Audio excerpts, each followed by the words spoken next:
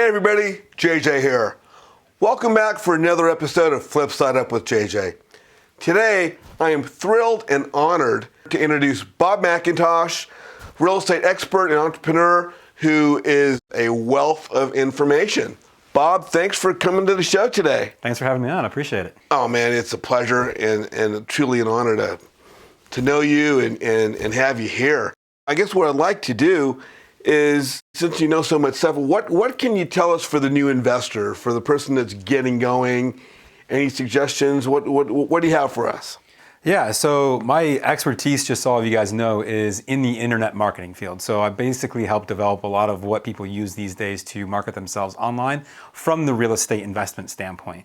And I truly honestly believe that the real estate investing game online is where every investor needs to be. So if I look at my business over the last 10 years that we've been doing this, about 35% of my leads come from what I do online. And that 35%, generally speaking, with maybe a couple of exceptions, is almost always my most profitable deals. And the reason is that when you go online, people are looking for you, they're looking for information, they're looking for what you have to offer. And if they find it with you, if they find your information, they find you have the answers to their questions, you have the solution to their problem, at the end of the day, it makes it super easy because they're like, wow, this is exactly what I was looking for. This is exactly what I need. Let me call this person and talk to them. And then from there, it's just a matter of you doing what you do to close the deal. So if I can give anyone some easy advice, focus online. Put your time there. Not solely. Any good investor should have a marketing campaign going for online, but should have at least another 4 going on otherwise. That way, you're really focused on hitting all the different areas, driving more leads in. But I think people underestimate online way too much. Fantastic. Now, with online, obviously that entails having a web page, but there's a phrase that I'm hearing being a new investor, which is CRM. Can you tell us what a CRM is and how that can possibly benefit somebody's business? Yeah, absolutely. So a CRM stands for Customer Relationship Management, and it's a fancy term for basically this piece of software that helps you understand who your customers are, what they're doing, and track all the information around what they're doing. And as an investor, when you first start out, one of the things I think a lot of people get wrong is they think, oh my God, I have to have this right now. Listen, if you've got 5 people that you've talked to, you don't need a CRM. You're going to pretty much know, here's the 5 people that I talked to. But as your business grows, it becomes more important because in the real estate game, when we look at a deal is never dead until that house is sold to someone else. It's not us. And I mean that quite literally. So I've gotten people that I talked to years and years ago that call me back. Literally, it might be 2 years later when they're finally ready to sell their house and say, hey, I talked to you, we're ready to go. And I'm going, who the heck is this person? That's where the CRM comes in. Because I've got all my notes, all my details, who they are, what they do, where they're from, what the conversation was, did we make an offer, did we not, where did we get, all the details are gonna be stored there. So just like that, I can load back up and say, okay, great, here's what we talked about last time, so that I, as the investor or the person buying the house from this person, for example, actually sound intelligent. And not that we're not gonna sound intelligent otherwise, but just that ability to communicate with my customer at a deeper level creates more rapport, more likely to close, better numbers, everything works in our favor then. Fantastic. Now, let me ask you, how important is it to have a website, and what kind of a website should somebody have as they're becoming a real estate investor? Absolutely. A website is 100% critical. When we think about online presence, and when I say online presence, I mean a lot of things. It's your website, it's your social media, it's any squeeze pages or landing pages that you're utilizing, it's your email campaigns, text messaging, all of this is encompassed in your web presence. Your website is the single most important credibility piece that you can have. Now, here's where people get it wrong, in my opinion. They believe that I put a website up and all of a sudden I'm just gonna start getting leads coming in. Never gonna happen. Because unlike the old days of if you build it, they will come, right? Literally, there is over 100 trillion websites right now. So if you build it, no one cares. Quite simply. Why? Because there's how many other investors? Think about just in your local market, how many other investors do you know that are doing this? You're not the only one. You're not going to be the only one. You'll never be the only one. It's too late for that. Maybe 30 years ago you might have been, but not today. Your website can generate leads. It can.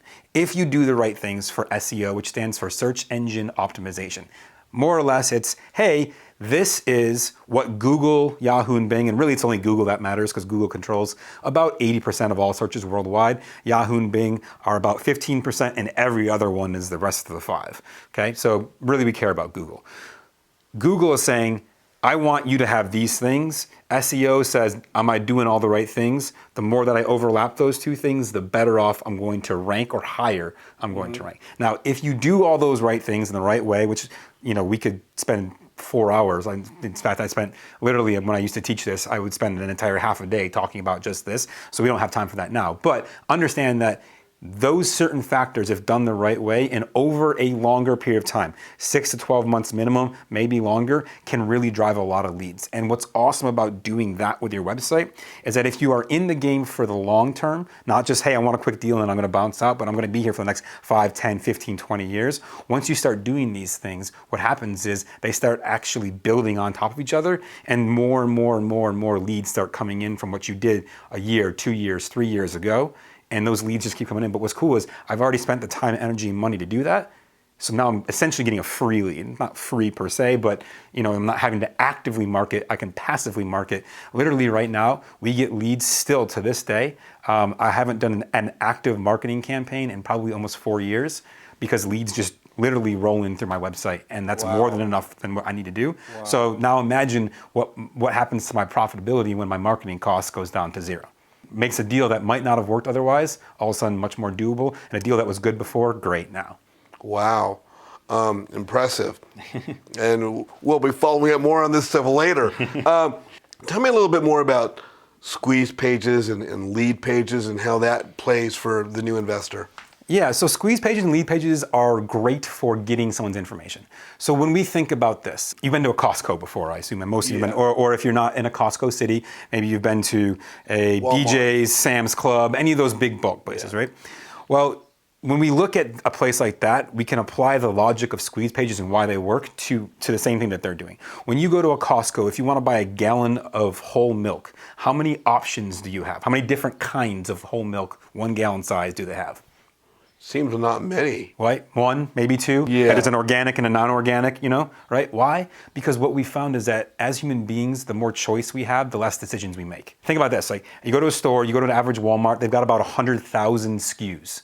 100,000 different products on their shelves. Average Costco's got about 10,000. Now, when you're thinking about this, you're like, wow, but Costco is actually more profitable than Walmart. Not necessarily in terms of dollars, but in gross margin. Mm-hmm. And so squeeze pages is the same idea. When I get to a squeeze page, if I go to your website, I'm learning about how you buy houses, how you sell houses, perhaps how you do private lending, deals that you're already doing, that you've got listed, wholesales. Like, I got all of this stuff happening.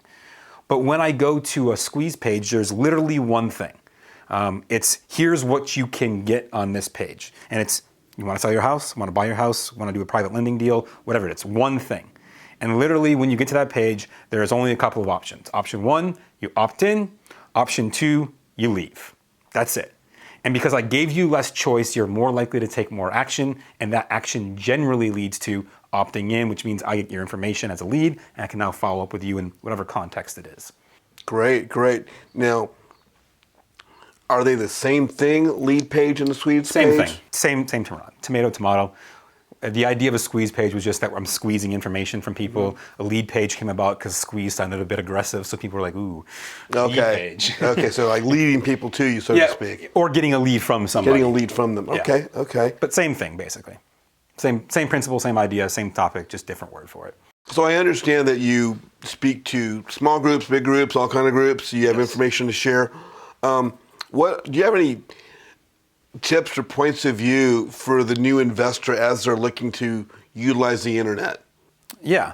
So the biggest thing I can tell everyone when you're starting on your journey as a real estate investor, especially if you're just getting going, is brand yourself. You are the brand. So think about, for those of you guys who have watched JJ's show, right? One of JJ's things is he always points in pictures, just like that. Perfect. So guess what? That's your brand. That's your thing. That's your unique selling quality of who you are. When people see someone that looks kind of like you, but they're not you, how do they know it's not you? Because they're probably not doing the point, right? It's your unique thing. Mine, bright red hair, and I wear red shoes. Why? Because that's what my selling feature is. That's how I stand out. Now, you may not have a point or a red hair or whatever. It doesn't matter what your thing is. It's more important that you have a thing and let people know who you are. Because at the end of the day, what's happening right now, especially right now, is we're seeing a mass influx of new investors come into every single market across the country. And so what happens is these investors come in, maybe they buy into a program, and the program says, go out there and do these 15 things to get deals.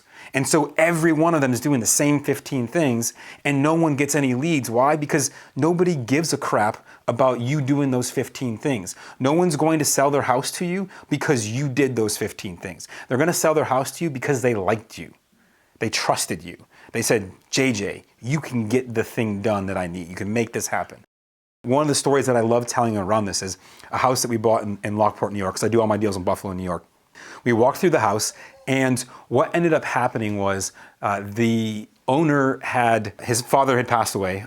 His mom had passed away a long time ago. His father had passed away recently, and he needed to sell the house, couldn't afford to keep it, didn't have a lot of money. But what he had in the house was, and I kid you not, about 200 of those old Kodak slideshow reel things, and he's like, we're going through the house, and I think the offer that I made him, and I know out here in Southern California, you're gonna kind of go, what? But the offer, I believe, was $23,000 to buy the house, the whole house.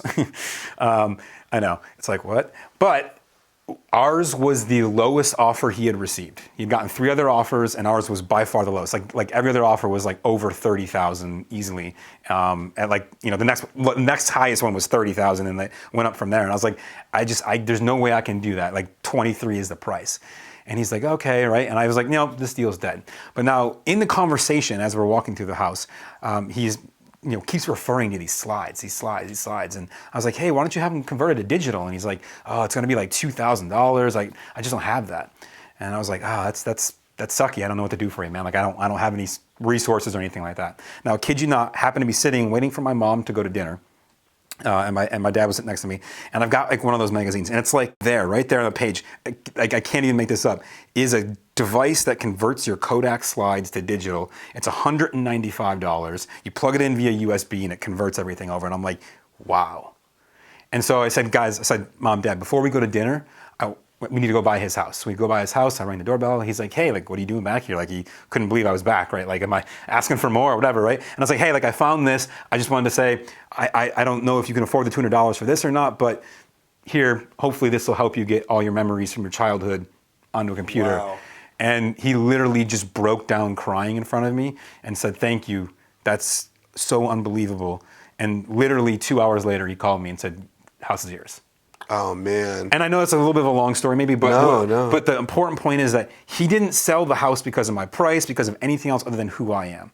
And this is what people get wrong. When we think about the business, the real estate business, our online presence simply needs to be an extension of what the business is, and the business is us. The business is people. So let people see who you are. Brand yourself, because when you're you and you show up as you and you're authentically you, when you show up at that house, they're already with you. It's going to make the sale that much easier. Whether it be to a buyer, a seller, to a lender, to whoever, right? Like all of that stuff happens because people understand you are you.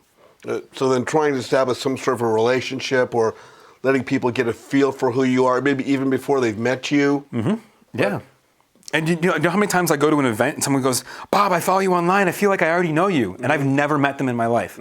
But because I'm out there constantly as Bob, and I'm never like trying to fake something. I'm not, not trying to be unreal. Like this is who I am, and I'm going to tell you how it is, or however I think it is. And maybe I'm wrong, maybe I'm right. It doesn't really matter. I'm still going to say whatever I'm going to say. I see you doing the same thing with your show here, right? Like you're just you.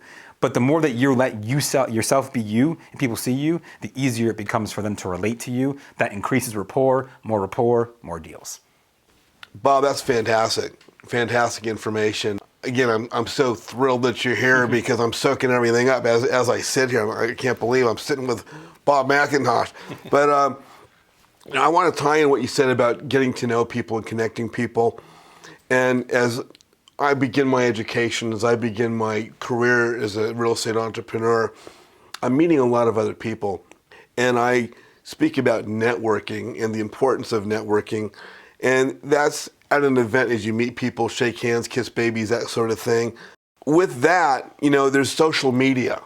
And so networking is not just a person-to-person, face-to-face thing, but but networking is also social media 100% type of thing, right? So how does the network, one, with your wealth of experience, what is the importance of networking for the new entrepreneur? And then how does that networking tie in with social media and the internet? Yeah. So this goes right back to what I was saying before, which is the idea of personal branding. And that extends past just being you wherever you are. It extends into your social networking, whether it be on Facebook, Instagram, Snapchat, TikTok, LinkedIn, YouTube, pick one, it doesn't matter, right? I'm on all of them. But what's important is when you show up on those social networks, you show up as yourself, let people see who you are. Don't be, and I get for a lot of people, and I already know this, the number one thing I hear is, Bob, I don't want to be on camera. I'm uncomfortable. Guess what? Growth doesn't happen in our comfort zone. It doesn't happen in that little circle that we feel safe in. It's got to be outside there. So if you want to be doing more deals, you want to grow, you need to put yourself out there. And what you're going to find as you do that is a couple things happen. Number one, it becomes easier and easier as you do it. Number two, as you put yourself out there, folks come find you. How many times do you walk into an event and people go, oh, I know you? Mm-hmm. Like, does that happen to you ever? It happens. Right? And isn't that crazy? It's way beyond crazy. I never imagined I would get the response sometimes of people coming up to meet me, and I'm humbled by the experience. So by the way, if you see JJ in an event, go up to him and say hi. But look, here's the thing. That happens because you put yourself out there. And the same is true for any of you guys watching this, or ladies too.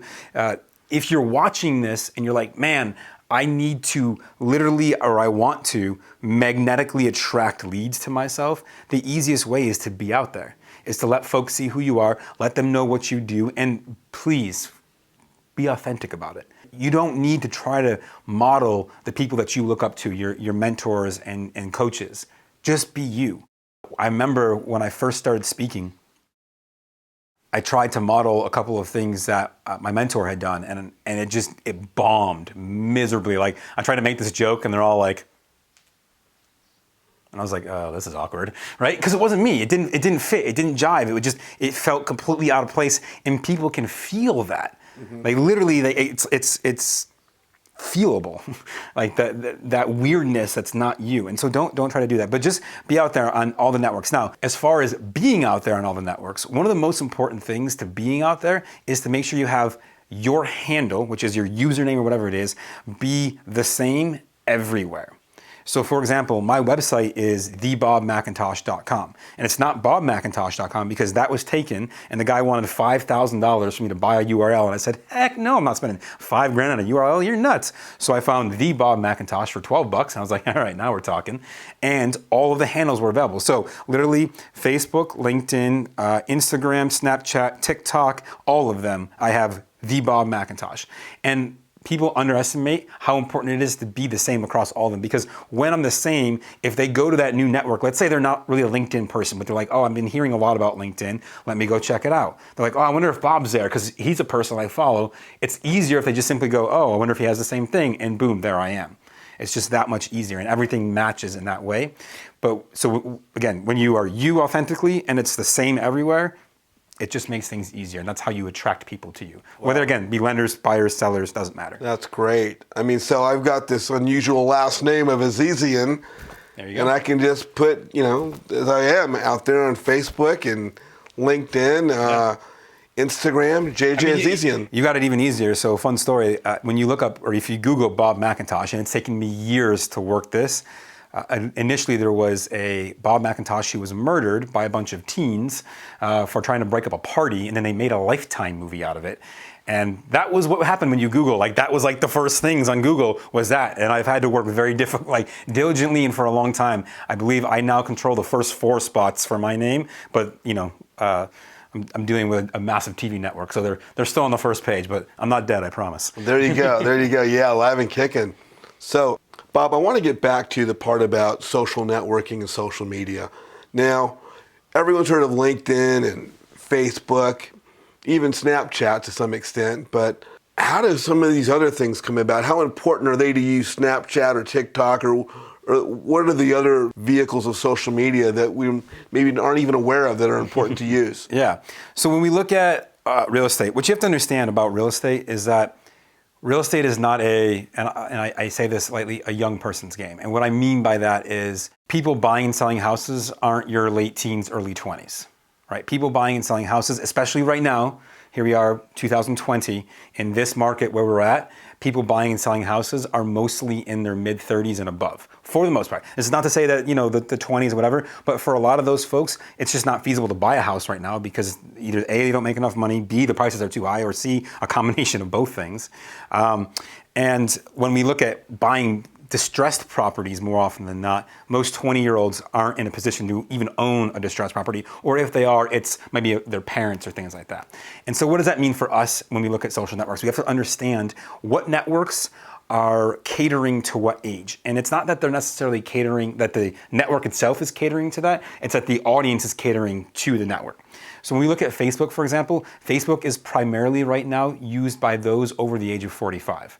Everyone below 45 has dramatically dropped. So I look at even 2 years ago, maybe say 3 years ago, I would do a Facebook Live and I might get 30, 40 folks on live and have 6,000 to 10,000 views on the video.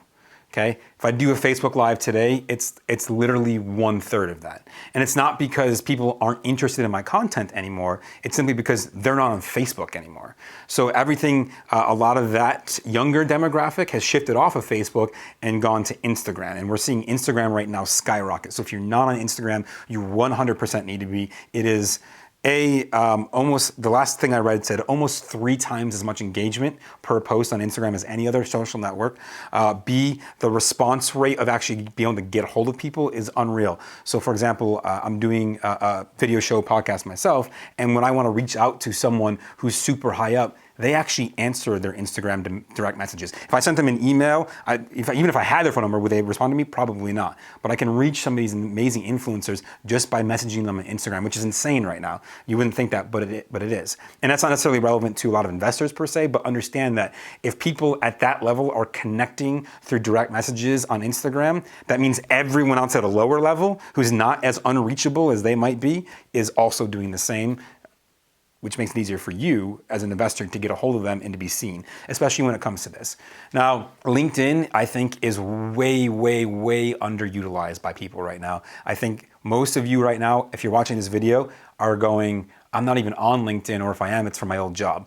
And realize that LinkedIn is a treasure trove of people. And literally what I'm doing right now is I have an automated system and tool that we utilize that reaches out to people who are likely to have large 401ks. So for example, I can target in Los Angeles people who work for Google, Facebook, and other large companies where they're getting large salaries, which means they have large 401ks. Now, the other thing is that understanding these companies tend to turn over people fairly quickly because they're intense to work for, so they don't work for 4 or 5 years maybe or less. And because of that, guess what? They leave, they got a 401k that they put a lot of money into because they made a lot of money. It's just sitting there at the same place. So I can utilize that to get private lenders, for example. And I know everyone's always wondering, how do I get more money for my deals? This is a great way because people see that. Also, LinkedIn has the highest average income of any, highest average user income of any social network by almost 3x the amount of the next closest one. Yeah. So LinkedIn is definitely important being on it. Now, the newer people to the game are Snapchat and TikTok. And let's talk about these because they are important, but not that important. Snapchat was very important for a while. In fact, they were on trend to probably overtake even Instagram and Facebook. Facebook offered to buy them for, I believe it was $100 billion, and the owner basically gave him the finger and said, no, I'm good, we're gonna do our thing. And so Facebook was like, cool, we'll just build the same thing as Snapchat into our platform on Instagram and Facebook, and now Snapchat's basically dead. It's primarily used by young 20-somethings to communicate with their friends. They don't really go to brands. They don't want to talk to brands. They don't want to meet people there. It's just for them and their friends. It's also very difficult to connect with people on Snapchat. I have to know the exact username. I can't just stumble upon it like I could other places. So it makes it difficult as an investor and not the most relevant as an investor to use. Now, if your brand is catering to 20-somethings, then you probably need to be there. But real estate, we're not, so that's not a big deal. Now, TikTok, been around for a couple of years, but really has been gaining traction. And again, mostly with the mid-teens to early 20s people. I hesitate to say that it's not useful because it could be. It's interesting. We're seeing how it's playing out right now. Basically, people on TikTok are consuming mass quantities of video content, which is because it's a video platform that allows for some creativity. They're consuming mass quantities of content on there at rates that we've never seen for any social network ever, which is amazing. As investors, again, though, we're talking about people who aren't really in our demographic. So will it be super useful? Probably not right now, but should you be on it? Yes. Should you be aware of it? Yes. Do you need to be posting to it consistently? Probably not. But just keep it in mind. Like everything, this stuff is constantly changing. I wish I could say that if you were to simply say, hey, what social media should I be on? When we shoot this video, this is relevant. Literally in a month, 2 months from now, it could be completely different. It's not about saying what's working right now. It's about saying what's working right now and where is it going. That's the difference. And people just have to be aware that this is a constantly and ever-changing landscape. You need to be studying it, or you need to be plugged into someone who does, like myself, for example, not to plug myself, but all I do is research this stuff constantly because to me it's fascinating and I enjoy it. And I get a lot of people are like, ugh, I don't want to deal with that. And that's cool. So you can just come to me and say, hey, listen, what's Bob talking about? If he's not talking about TikTok, it's probably not that important. Bob is a wealth of information, and obviously things that I want to go into greater depth with you at another time. We don't have enough time in the show to cover all that stuff. But what I do want to do is thank you so much for being here today.